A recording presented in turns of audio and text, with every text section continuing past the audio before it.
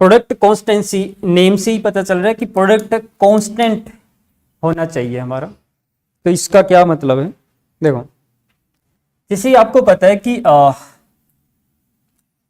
मान लेते x into y is equal to p है, ठीक है। अब जैसे कोई भी वैल्यू ले लो, जैसे x को हमने 4 ले लिया, y को 5 ले लिया, हमारा प्रोडक्ट क्या आ गया 20 आ गया, ठीक है। अगर मान लिया मैं ये कहूं आपको कि मैं इनमें से कोई भी एक को मैं चेंज कर रहा हूं, ठीक है, लेकिन हमारा प्रोडक्ट कांस्टेंट रहना चाहिए, तो दूसरे पे क्या इफेक्ट पड़ेगा, दूसरी क्वांटिटी। कहने का मतलब ये कि अगर मान लिया मैं x को इंक्रीज करके 5 कर दूं, ठीक है, लेकिन मुझे ये कंडीशन है, गिवन है कि आपका प्रोडक्ट जो है वो कांस्टेंट होना चाहिए, यानी 20 ही रहना चाहिए। तो मुझे ये बताना है कि y पे मुझे क्या चेंज करना पड़ेगा ताकि हमारा प्रोडक्ट कांस्टेंट रहे। मतलब x को तो चेंज किया हुआ है, x को तो 4 से 5 बना दिया गया है, तो y को क्या बनाए हम कि ताकि ये 20 ही रहे। तो y को क्या करना पड़ेगा, 4 बनाना पड़ेगा। बात समझ में आ रही है? मतलब अगर x को 4 से 5 किया जा रहा है चेंज, तो y को 5 to 4 करना पड़ेगा, तभी हमारा प्रोडक्ट कांस्टेंट रहेगा। एक बात तो ये। अब यहां पे एक मतलब ये हुआ, देखो दूसरी बात ये भी बोल सकते हैं हम, यहां देखो x into y is equal to p है, ठीक है। अगर p को कांस्टेंट रखना, यानी कि मैं इसको ऐसे लिख सकता हूं कि x is equal to p by y, ऐसा लिखा जा सकता है इसको।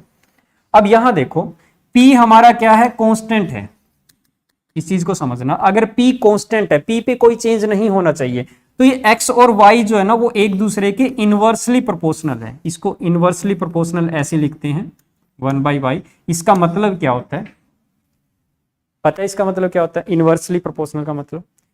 जिसको नहीं पता बता देता हूं कि x is inversely proportional to y, it means x और y एक दूसरे के इनवर्स में चेंज होंगे। मतलब अगर x 5 to 6 हो रहा है तो y को 6 to 5 होना पड़ेगा। x 10 to 11 हो रहा है तो y को 11 to 10 होना पड़ेगा। नहीं, रिवर्स रेशियो में चेंज होंगे ये, ठीक है। कहने का मतलब ये है कि अगर मान लिया, यहां पे देखिए मैं यही तो बता रहा था, यहां पे देखो अगर आपको दे दिया कि x को 4 to 5 किया जा रहा है, ठीक है, तो प्रोडक्ट हमारा कांस्टेंट होना चाहिए, ये कंडीशन है। तो y को क्या चेंज करना पड़ेगा, देखो ये 4 to 5 हो रहा है तो y को 5 to 4 होना पड़ेगा, ये जरूरी है, तभी हमारा प्रोडक्ट ये रहेगा कांस्टेंट रहेगा, ठीक है। अब अगर मान लिया मैं कहूं कि 4 to 2 कर देते हैं x, इसको 4 से 2 कर देते हैं, तो इसे हमें क्या करना पड़ेगा, देखो ये 4 to 2 होने का मतलब आधा हो रहा है। किस रेशियो में चेंज हो रहा है ये, 2 to 1 के रेशियो में, 2 to 1 के रेशियो में चेंज हो रहा है। तो ये 1 to 2 के रेशियो में चेंज होगा, ठीक है। तो यानी कि इसको हमें क्या करना पड़ेगा, 10 करना पड़ेगा, डबल करना पड़ेगा, तभी तो हमारा 20 कांस्टेंट रहेगा ये प्रोडक्ट, ठीक है। तो यही चीज हमने करनी है। जैसे कि अगर हम एरिया की बात करें, फॉर एग्जांपल क्वेश्चन कैसे आते हैं आपके सामने, क्वेश्चन ऐसे आएंगे कि अगर एरिया आपको दे रखा है, if the length of a rectangle is increased by 20%, then what should be change in the breadth of the rectangle so that area remain unchanged. Area हमारा चेंज ना हो, एरिया हमारा कांस्टेंट रहे, तो हमें ब्रेथ में कितना चेंज करना पड़ेगा। मतलब उससे लेंथ को अगर 20% इंक्रीज किया जा रहा है तो ब्रेथ में कितना डिक्रीज, सिंपल सी बात है डिक्रीज ही होगा, क्योंकि अगर लेंथ को हम इंक्रीज कर रहे हैं तो एरिया इंक्रीज होगा, लेकिन एरिया को हमें क्या रखना है, कांस्टेंट रखना है। तो इसलिए हमें क्या करना पड़ेगा, कॉम्प्रोमाइज कहां पे करना पड़ेगा, ब्रेथ में, मतलब ब्रेथ को डिक्रीज करना पड़ेगा, तभी हमारा एरिया होगा। तो यहाँ पे इनवर्सली प्रोपोर्शनल रहेगा, यानी एक अगर इंक्रीज हो रहा है तो दूसरा डेफिनेटली डिक्रीज होगा। पहले वाला अगर डिक्रीज हो रहा है तो दूसरे वाला डेफिनेटली इंक्रीज होगा, ठीक है। और रिवर्स रेशियो में होगा, ये भी बात ध्यान रखना। यानी कोई वैल्यू अगर x जो है वो 4 to 2 हो रहा है तो यानी कि y जो है वो 2 to 4 होगा। मतलब 2 to 4 होने का मतलब 2 to 4 होने का मतलब डबल हो रहा है। तो देखो यहाँ पे डबल ही हो रहा है ना, रेशियो हमें देखना है, रेशियो, ठीक है। यहाँ 4 to 2 होने का मतलब क्या है, रेशियो क्या बनेगा, 4 to 2 का रेशियो क्या बनेगा, 2:1 बनेगा, ठीक है। तो ये 1:2 के रेशियो में चेंज होगा। देखो 1:2 का ही रेशियो तो बन रहा है यहाँ पे, है ना। ये बात ध्यान रखना, बस ये चीज करनी है। दूसरा और क्या मेथड यूज कर सकते हो आप, ये भी मेथड यूज कर सकते हो कि जैसे मान लिया आपको ये दे रखा है, फॉर एग्जाम्पल अगर आपको ये दे दिया यहाँ पे कि x जो है वो 33 and 1/3% इंक्रीज किया जा रहा है, और प्रोडक्ट जो है वो आपका कांस्टेंट होना चाहिए, ऐसा क्वेश्चन दे रखा है। और आपसे पूछा गया कि y में क्या चेंज करें ताकि प्रोडक्ट आपका कांस्टेंट रहे, तो आप ऐसा करोगे। एक तो ये तरीका है इसका कि डायरेक्ट इसका ये कर लो, फ्रैक्शन बनाओ 1/3। मतलब आपको पता है जो x है ना वो चेंज कैसे होगा, 3 to 4 होगा, 3 to 4 के रेशियो में इंक्रीज होगा x, 3 पे 1 का इंक्रीमेंट। तो y डेफिनेटली क्या होगा, 4 to 3 होगा, ठीक है। और यहां पे चेंज निकाल दीजिए, 4 to 3 होने का मतलब 4 पे 1 का डिक्रीमेंट हो रहा है, तो कितना परसेंट आ जाएगा, यानी कि 25% डिक्रीज होगा, 25% डिक्रीज होगा। सो y should be decrease by 25% so that product P remain constant, ठीक है। चलो इस पे क्वेश्चन करते हैं, और क्वेश्चन करेंगे तो और अच्छे से क्लियर हो जाएगी ये चीज। जैसे कि ये देखो, the price of sugar is increased by 20%, by what percent must the consumption of sugar reduce to keep expenditure unchanged. यानी कि प्राइस जो है वो 20% इंक्रीज हो रहा है, ठीक है, कंजप्शन को कितना परसेंट डिक्रीज किया जाए so that expenditure remain unchanged, यानी एक्सपेंडिचर कांस्टेंट रहे, आपका चेंज ना हो, क्या होगा।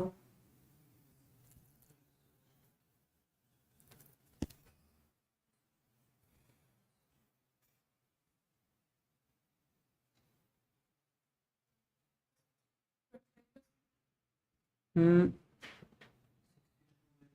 16 and 2/, रिवर्स होगा ना। देखो सिंपल है, देखो ध्यान दो, एक्सपेंडिचर क्या होता है, प्राइस इनटू कंजप्शन या फिर क्वांटिटी बोल सकते हो आप, ठीक है। तो यहां पे देखो ध्यान दीजिए, एक्सपेंडिचर कांस्टेंट रखना, तो इसको ऐसे लिख लो, price is equal to expenditure divide by consumption, ठीक है। सो एक्सपेंडिचर आपका कांस्टेंट है, तो यहां पे देखिए ध्यान दीजिए कि ये प्राइस और कंजप्शन जो है ना उनका रिलेशन क्या है, इनवर्सली प्रोपोर्शनल है। मतलब प्राइस बढ़ेगा तो कंजप्शन डिक्रीज करना पड़ेगा, प्राइस घटेगा तो कंजप्शन को इंक्रीज करना पड़ेगा, ठीक है। और रिवर्स ऑर्डर में होगा सेम, वो जो आपका रेशियो है वो उनकी वैल्यूज सेम रहेगी, बस रिवर्स हो जाएंगे वो, ठीक है। सो यहां पे देखिए क्या दे रखा है, जो प्राइस है वो आपका 20% इंक्रीज हो रहा है, 20%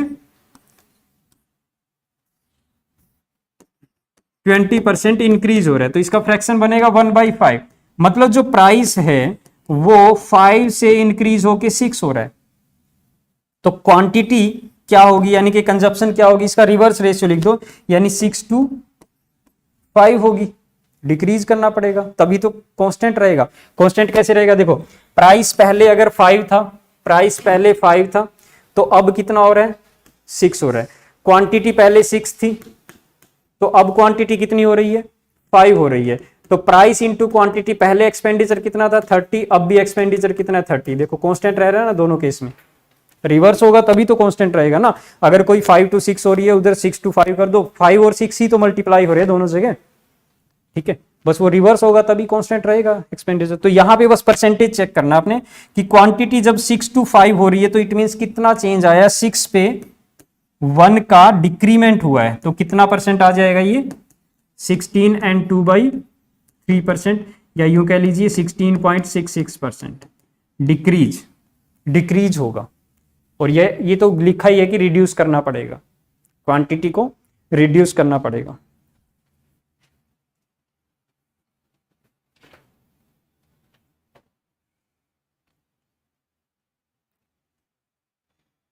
ठीक है, क्लियर सबको, कोई डाउट तो नहीं इसमें, कर लोगे।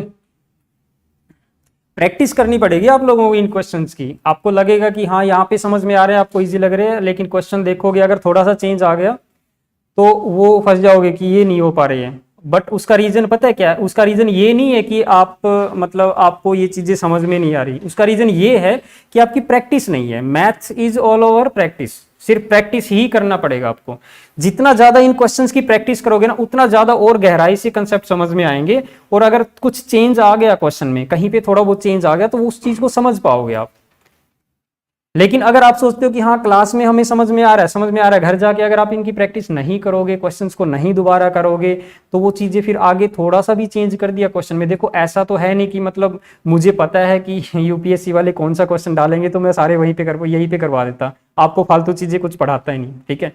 तो ये तो किसी को भी नहीं पता कि क्या क्वेश्चन डाल देंगे वो नेक्स्ट ईयर या नेक्स्ट पेपर में। बट ये है कि हम ये कर सकते हैं कि हाँ आएगा इन्हीं जैसा कुछ ना कुछ, यही कंसेप्ट यूज होंगे हमारे। तो इन कंसेप्ट को जितना ज्यादा प्रैक्टिस करोगे उतने ज्यादा ये कंसेप्ट क्लियर होंगे आपके, फिर आपको क्वेश्चन को देखते ही आपको पता चल जाएगा कि हाँ यहाँ पे इस क्वेश्चन में हमें ये चीज करना है, इस तरीके से इस पे क्या मेथड यूज करना है, क्या अप्रोच हमारी यूज करेंगे इसमें ताकि ये सोल्व हो जाए, ये सब चीजें पता चल जाती है, लेकिन प्रैक्टिस करनी पड़ेगी, ठीक है। मैथ एक ऐसा सब्जेक्ट है जो प्रैक्टिस के बिना बगैर आता ही नहीं है, चाहे कितना ही बार भी उसको समझ लो, बार बार समझ लो, लेकिन खुद जब तक नहीं करोगे तब तक नहीं मिलेगा वो, ठीक है।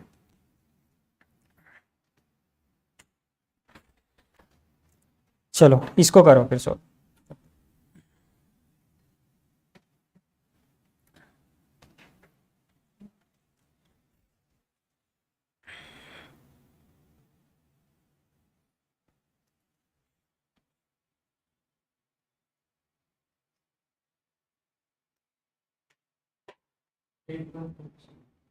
हम्म,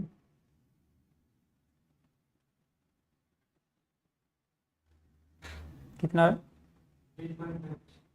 8.5, 10%।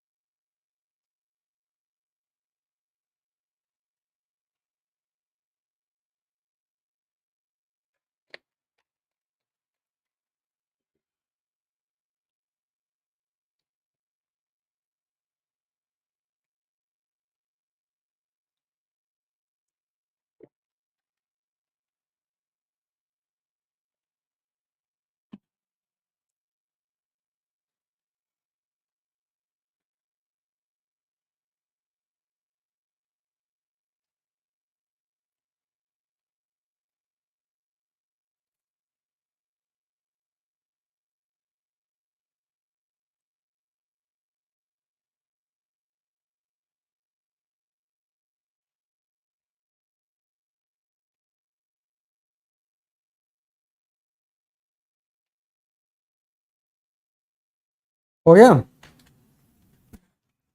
The length of rectangle is decreased bye 9 and 1/11%। देखिए लेंथ को 9 एंड 1/11% से डिक्रीज किया जा रहा है, ठीक है। By what percent should the breadth of rectangle increase so that area of rectangle remain constant, ठीक है। तो सिंपल सी बात है, एरिया क्या होता है, लेंथ इंटू ब्रेथ होता है। तो लेंथ को अगर कांस्टेंट रखा जा रहा है, लेंथ और ब्रेथ जो क्वांटिटी मल्टीप्लाई हो रही है ना वो एक दूसरे का हमेशा इनवर्सली प्रोपोर्शनल होती है, ठीक है। सो लेंथ और ब्रेथ एक दूसरे का इनवर्सली प्रोपोर्शनल, अगर लेंथ को 9 एंड 1/11% से क्या किया जा रहा है, डिक्रीज किया जा रहा है, ठीक है। तो इसका मतलब ये हुआ, इसका फ्रैक्शन क्या बनेगा, 1/11 से डिक्रीज करने का मतलब 11 to 10 हो रहा है। लेंथ जो है 11 पे 1 का डिक्रीमेंट 11 to 10 हो रहा है। तो सिंपल सी बात है, ब्रेथ जो है वो क्या होगा, 10 to 11 होगा, मतलब 10 to 11 में चेंज होगा। अब 10 to 11 में चेंज होने का मतलब 10 पे 1 का डिक्रीमेंट हो रहा है, 10 पर 1 का अगर डिक्रीमेंट किया जा रहा है तो कितना परसेंट आ जाएगा, ये 10% डिक्रीज। अच्छा इंक्रीज हो रहा है ना, हाँ ठीक है ठीक, इंक्रीज ही दे रखा है, कितना परसेंट इंक्रीज करें, ठीक है।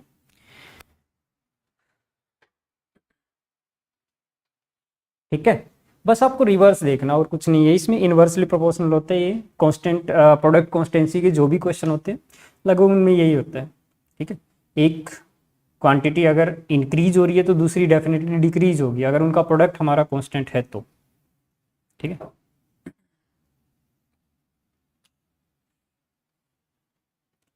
चलिए ये क्वेश्चन बताओ कैसे करोगे। Due to an increment of 20% in the price of sugar a person is able to buy 5 kg less sugar for 600 rupees, find the original and increased price. Question में दिया है कि प्राइस में 20% इंक्रीज हो गया है, जिसकी वजह से 600 रुपीज में पहले वो पर्सन जितनी क्वांटिटी परचेज करता था उससे अब 5 kg लेस परचेज कर पा रहा है। कितने रुपए में? 600 रुपीज में। तो जो प्राइस है वो पहले क्या था और अब क्या है, यानी दोनों प्राइस बताने हैं, क्योंकि 20% इंक्रीज हो रहा है ना प्राइस। तो पहले ओरिजिनल प्राइस क्या था और जो चेंज 20% इंक्रीज होने के बाद प्राइस न्यू प्राइस बना वो क्या है, दोनों प्राइस आपको बताने हैं। कैसे कर सकते हो इसको?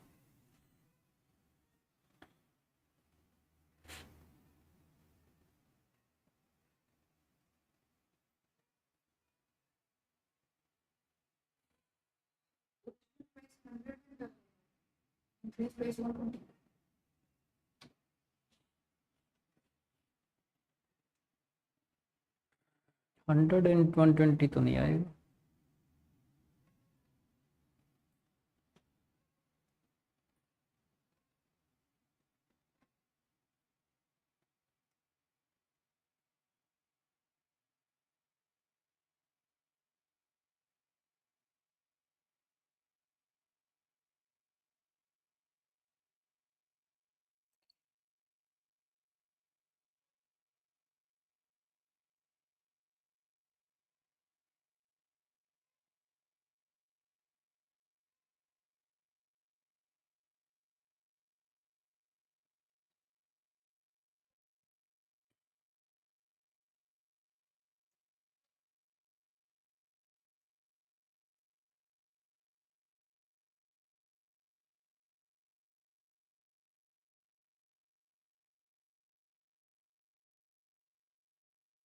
कर पाओगे या करवाऊं फिर? कर रहे हो ट्राई?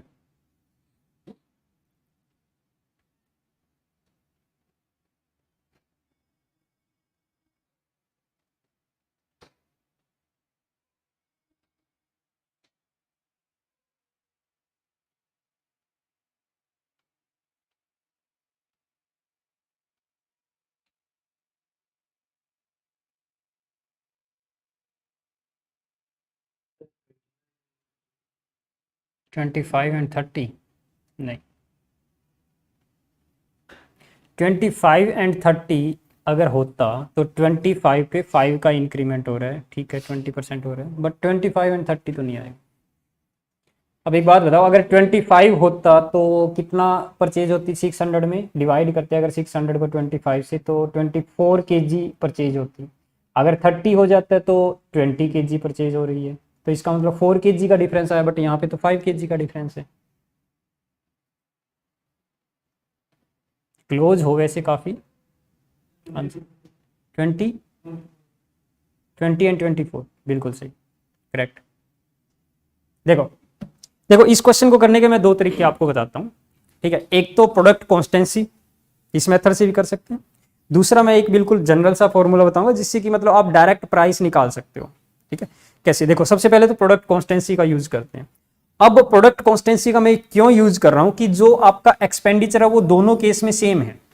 मतलब पहले भी वो 600 रुपीज में परचेज करता था, अब भी वो 600 रुपीज में परचेज कर रहा है। क्वेश्चन में लिखा है ना, क्वेश्चन में क्या लिखा है? Due to an increment of 20% in the price of sugar the person is able to buy 5 kg less sugar for 600 rupees. इसका मतलब ये है कि 20% प्राइस इंक्रीज होने की वजह से पहले जितना क्वांटिटी वो 600 रुपीज में खरीदता था, अब उसी 600 रुपीज में 5 kg लेस खरीद रहा है। तो यानी कि पहले भी वो 600 रुपीज का एक्सपेंडिचर मतलब उसका स्पेंड करता था, अब भी वो 600 रुपीज का स्पेंड कर रहा है, ठीक है। सेम एक्सपेंडिचर सेम है दोनों केस में, तो यहाँ पे हम प्रोडक्ट कॉन्स्टेंसी यूज कर सकते हैं। कहने का मतलब ये कि कॉन्स्टेंट जो आपका एक्सपेंडिचर है वो आपका कॉन्स्टेंट है। तो एक्सपेंडिचर अगर कॉन्स्टेंट होता है तो उस केस में आपको पता है प्राइस और क्वांटिटी जो है वो एक दूसरे का इनवर्सली प्रोपोर्शनल होंगे। अब प्राइस क्या हो रहा है बताओ? 20% इंक्रीज हो रहा है, प्राइस क्या हो रहा है? 20% इंक्रीज हो रहा है। इसका फ्रैक्शन क्या बनेगा? 1/5। इसका मतलब ये है कि प्राइस जो है वो 5 पे 1 का इंक्रीमेंट हो रहा है। मतलब किस रेशियो में चेंज हो रहा है प्राइस? 5:6 के रेशियो में चेंज हो रहा है प्राइस। अब मुझे बताओ कि जो क्वांटिटी है वो किस रेशियो में चेंज होगी फिर?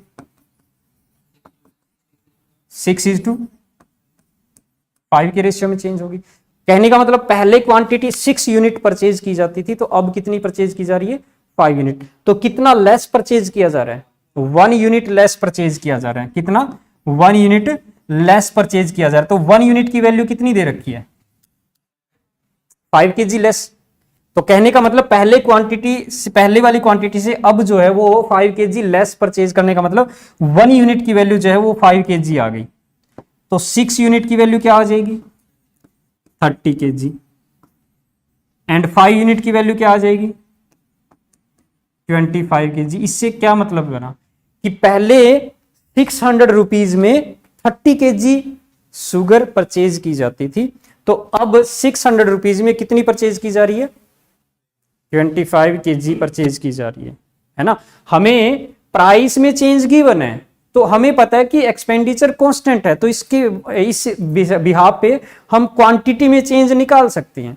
और क्वांटिटी में अगर रेशियो मिल जाए इनिशियल परचेज्ड क्वांटिटी और फाइनल परचेज्ड क्वांटिटी का दोनों का अगर रेशियो हमें मिल जाए तो हम डिफरेंस देख सकते हैं ना कि कितना डिफरेंस आ रहा है। 1 का डिफरेंस आ रहा है और वहां पे ओरिजिनल डिफरेंस क्या है?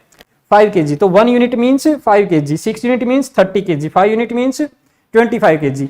मीन्स पहले 600 रुपीज में 30 kg परचेज किया जाता था, अब 600 रुपीज में 25 kg परचेज किया जाता है। तो अगर आपका इस क्वेश्चन में ये पूछा जाता कि क्वांटिटी बताइए, और पहले वाली क्वांटिटी और बाद वाली क्वांटिटी, तो दोनों क्वांटिटी का भी आंसर दे सकते हो। आपसे पूछा गया प्राइस, तो प्राइस आप कैलकुलेट कर सकते हो। देखो 600 रुपीज एक्सपेंडिचर है ना, 600 रुपीज में अगर 30 kg परचेज किया जा रहा है तो हम क्या करेंगे? प्राइस कैसे निकालेंगे? 600 रुपीज में 30 kg क्वांटिटी आ रही है तो 30 से डिवाइड कर दो, यानी 20 रुपी पर kg। ये प्राइस हो गया। यहां पे भी हम प्राइस निकाल सकते हैं। प्राइस कैसे निकालेंगे? 600 रुपीज में कितने kg आ रहा है? 25 kg। सो डिवाइड कर दीजिए, तो पर kg कितना प्राइस आ जाएगा? इसको डिवाइड करेंगे तो 24 रुपी पर kg ये प्राइस आ जाएगा। तो दोनों प्राइस आ जाएंगे आपके, फर्स्ट और सेकंड, इनिशियल भी और फाइनल, लास्ट में इंक्रीज होने के बाद। देखो ये 20 रुपी पर kg प्राइस था इनिशियली, 20% इसको इंक्रीज करेंगे तो 24 ही तो बनेगा ना, 20% ही तो इंक्रीमेंट आ रहा है। ठीक है, एक तो ये मेथड है, आप प्रोडक्ट कॉन्स्टेंसी का यूज कर सकते हो इस क्वेश्चन को करने के लिए। ठीक है, दूसरा क्या कर सकते हो? देखो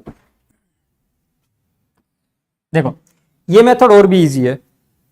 आप इस क्वेश्चन को ऐसे समझिए, जैसे एक पर्सन है, वो हर बार किसी शॉप से शुगर परचेज करने जाता है। ठीक है, और हर बार वो 600 रुपीज लेके जाता है और उसको कहता है कि शुगर दे दो। ठीक है, तो शॉपकीपर है, हर बार वो उतनी ही शुगर दे देता है। लेकिन अब की बार वो क्या है, वो पर्सन जो है वो घर से 600 रुपीज ही लेके गया शॉपकीपर के पास। उसे नहीं पता था कि प्राइस इंक्रीज हो गया। बट जब वो शॉपकीपर के पास जा रहा है तो वो कह रहा है लो 600 रुपीज और मुझे उतनी ही शुगर दे दो जितनी मैं हमेशा खरीदता हूं। तो शॉपकीपर ने कहा कि अब आपको उतनी शुगर नहीं मिलेगी क्योंकि प्राइस इंक्रीज हो गया 20%।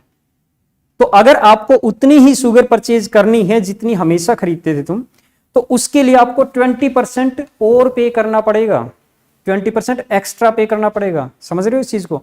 मतलब पहले 600 रुपए देता था, वो 600 रुपए पे करता था, 600 रुपीज पे करता था। तो जब 20% प्राइस इंक्रीज हो गया तो सिंपल सी बात है, इसका 20% एक्स्ट्रा पे करना पड़ेगा उसको। 600 का 20% एक्स्ट्रा पे करना पड़ेगा। तो 600 का 20% कितना आएगा? 120 रुपीज। मतलब 120 रुपीज पे करना पड़ेगा एक्स्ट्रा और भी। अब उस पर्सन ने कहा कि मेरे पास 120 रुपीज एक्स्ट्रा तो नहीं है, मैं तो 600 रुपीज लेके आऊं घर से। तो शॉपकीपर ने कहा चलो ठीक है, तुम 120 रुपीज पे नहीं कर सकते हो तो मैं क्या करता हूं, 5 kg लेस कर देता हूं। इसका क्या मतलब हुआ? इन 120 रुपीज में कितने kg शुगर आती है? अब 5 kg शुगर आती है। समझ रहे हो इस चीज को? मतलब वो 120 पे कर दे या 5 kg कम कर दे। मतलब तो यही हुआ ना कि 5 kg का प्राइस जो है वो कितना है? 120 रुपीज है। और ये कौन सा प्राइस है? प्रीवियस प्राइस, मतलब ओल्ड प्राइस है या न्यू प्राइस है? ये न्यू प्राइस है क्योंकि अब की बात कर रहा है वो, कि अब प्राइस इंक्रीज होने के बाद आपको 120 एक्स्ट्रा पे करना पड़ेगा, या तो आप 120 एक्स्ट्रा पे कर दो या फिर 5 kg वापस रख रहा हूं मैं अपना। ठीक है, तो ये न्यू प्राइस है, तो हमें यहां से न्यू प्राइस मिल जाएगा क्या कि 120 रुपीज में 5 kg शुगर आता है, इट मीन्स 24 रुपी पर kg। ठीक है, क्या आ गया ये न्यू प्राइस। अगर आपसे न्यू प्राइस पूछा है तो डायरेक्ट आप वहां से आंसर कर सकते हो, बस इतना सही करना आपने, ये इतना सोचना है कि 600 का 20% एक्स्ट्रा पे करना पड़ेगा, तो 600 का 20% मतलब 120 रुपीज एक्स्ट्रा पे करना पड़ेगा। अगर वो नहीं पे कर रहे हैं तो 5 kg लेस कर रहा है वो, तो मीन्स 120 रुपीज जो प्राइस है वो किसका है, 5 kg शुगर का प्राइस है, और वो न्यू प्राइस है। अब प्रीवियस प्राइस कैसे कैलकुलेट करेंगे, ओल्ड प्राइस, तो हमें फिर वही फ्रैक्शन का यूज करके कर सकते हैं हम, कि या तो आपको ये पता होना चाहिए कि किसको हम 20% इंक्रीज करें ताकि वो 24 बन जाए। अगर आपके दिमाग में आ जाता है कि हाँ 20 को 20% इंक्रीज करेंगे तो 24 बनता है, तो आप डायरेक्ट बता सकते हो कि 20 रुपी होगा ओल्ड प्राइस। लेकिन अगर आपके दिमाग में नहीं आए तो फिर आप इस रेशियो को यूज कीजिए, है ना, क्योंकि आपको पता है 20% इंक्रीज का मतलब है 5 to 6 होना, और ये आपका क्या है, ओल्ड प्राइस है, और ये न्यू प्राइस, ओल्ड और न्यू प्राइस का ही तो रेशियो है ना ये। अब न्यू प्राइस आपका आ गया है कितना, 24, मतलब 6 यूनिट की वैल्यू क्या है, 24 रुपी पर kg। तो 1 यूनिट की वैल्यू कितनी आ जाएगी, 4 से मल्टीप्लाई हो रहा है तो इसको भी 4 से मल्टीप्लाई कर दो। 5 यूनिट की वैल्यू क्या आ जाएगी, 20 रुपी पर kg। तो इस तरीके से आप ओल्ड और न्यू प्राइस दोनों निकाल सकते हो। बट आप डायरेक्ट अगर सिर्फ आपको न्यू प्राइस पूछा गया ना क्वेश्चन में, तो डायरेक्ट आप ये मेथड यूज करो, बहुत शॉर्ट है ये, बहुत आसानी से हो जाता है। ठीक है, इस चीज को समझो। अदरवाइज आपका प्रोडक्ट कॉन्स्टेंसी का मेथड यूज कर सकते हो, वहां पे आप क्वांटिटी भी कैलकुलेट कर सकते हो, प्राइस भी कैलकुलेट कर सकते हो। मतलब अगर आप ये मेथड यूज करोगे तो पहले आपको क्वांटिटी मिलेगी, ठीक है, पहले आप क्वांटिटी कैलकुलेट करोगे, उसके बाद प्राइस कैलकुलेट कर पाओगे। अगर आप ये मेथड यूज करोगे तो पहले आपको प्राइस मिलेगा, और अगर प्राइस मिल गया तो 600 को डिवाइड कर दो 20 से तो क्वांटिटी मिल जाएगी, 600 को डिवाइड कर दो 24 से तो ये क्वांटिटी मिल जाएगी। फिर हम क्वांटिटी भी कैलकुलेट कर सकते हैं। मतलब आपको प्राइस मिल गया तो क्वांटिटी कैलकुलेट कर सकते हो, क्वांटिटी मिल गई तो प्राइस कैलकुलेट कर सकते हो, क्योंकि आपको एक्सपेंडिचर पता है, क्वेश्चन में गिवन है। ठीक है, चलो इसको लिख लो एक बार। एक और क्वेश्चन है ऐसा ही, वो खुद से करके बताना मुझे। फिर समझ में तो आ गया ना, दोनों मेथड आप यूज कर सकते हो ना। चलो